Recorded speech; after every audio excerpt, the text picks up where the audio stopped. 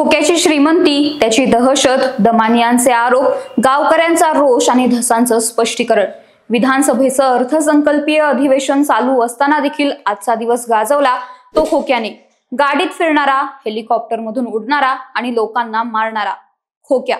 म्हणूनच श्रीमंतीचं प्रदर्शन करणारे व्हिडिओज व्हायरल होऊन देखील कुप्रसिद्ध झालेला हा खोक्या म्हणजेच सतीश भोसले कोण आहे, मारहाणीचं ते संपूर्ण प्रकरण काय आहे ते जाणून घेऊयात आजच्या या व्हिडिओमधून। नमस्कार, मी श्रेया, तुम्ही पाहताय महाराष्ट्र कट्टा।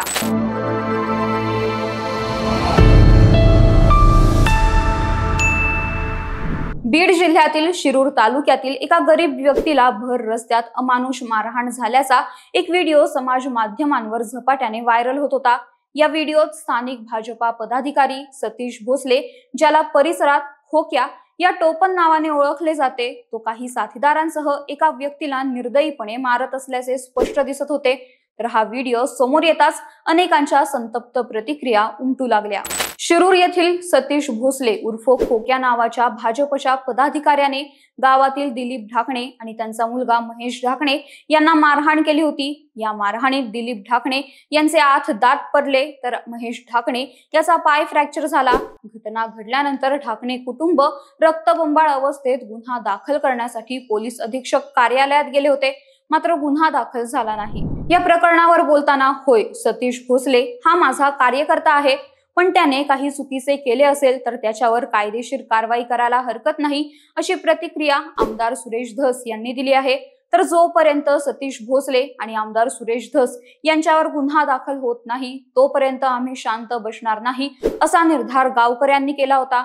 गावकऱ्यांचा हाच वाढता दबाव पाहून अखेर पोलिसांनी सतीश भोसलेवर गुन्हा दाखल केला असून त्याचा शोध सुरू आहे, मात्र तो अद्याप फरार आहे। या प्रकरणाने जोर धरल्यानंतर खोक्या अर्थात व्हिडिओत दिसणारा सतीश भोसले कोण आहे असा प्रश्न विचारला जातोय। सुरेश धसांचा कार्यकर्ता अशी ओळख या खोक्याची सांगण्यात येत आहे। शिरूर कासार तालुक्यातील झोपेवाडीचा रहिवासी असलेला सतीश भोसले गेल्या 5 वर्षांपासून राजकारणात सक्रिय होता।